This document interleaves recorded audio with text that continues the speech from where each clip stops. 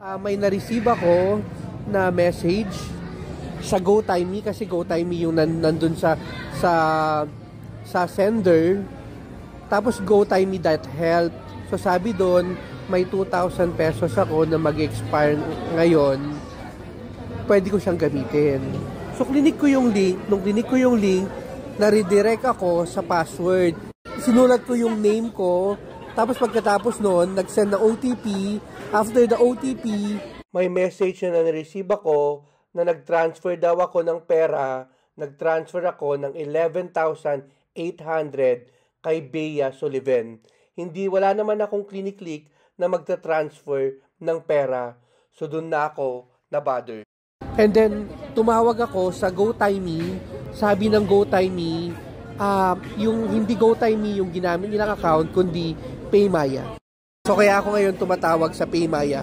May reference number ako na binigay sa akin ng GoTimeme. So ang sinasabi mo sa akin ay tatawag ako ulit sa kay GoTimeme para malaman yung number ng PayMaya account. So this is recorded ha, naka-record to. So you are telling me to call again GoTimeme Bank para malaman yung number kasi kanina ang sabi sa akin ni GoTimeme, ibibigay ko lang yung reference number na yon. And now, you are telling me na tatawag ulit ako kay GoTimeme para malaman yung number na yon. Tama? Kasi dito po talaga sa Maya po, yung contract namin, pang-investigate namin dito sa mga cases niya po na scam incident po, if yung mobile number po na ng scam.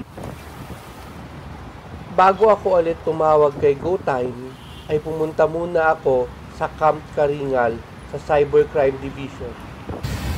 So ngayon ay papunta na po kami ngayon sa Karingal sa Cybercrime Division para magpa-blatter o gumawa ng report.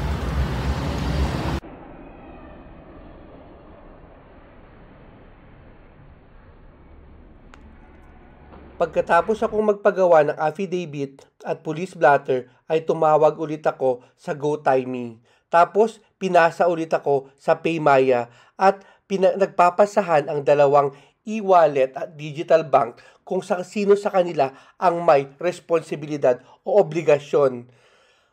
Nakakagigil talaga kasi yung pabalik-balik na pagpapasahan nilang dalawa, hindi nila iniisip na na-transfer na yung pera na kulimbat na, hindi na naagapan dahil sa mahabang proseso ng pagpapasahan nila ng obligasyon. Hello, GoTimeme? Pangatlong beses ko nang tumawag sa inyo, bakit wala pong sumasagot ngayon? Ano to? Antayan? Kanino na pa ako pinapasa-pasa. Yung unang tawag ko, binigyan nyo ako ng reference number. Sabi nyo, ibibigay ko yun kay Maya.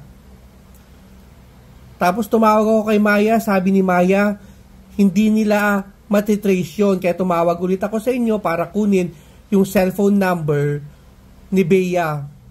Tapos binigyan nyo ako ng merchant number kasi sabi nyo, hindi nyo matitrace. So tumawag ulit ako kay Maya. Sabi ni Maya, hindi nila matitrace yung merchant number kasi hindi sila digital bank, e-wallet sila.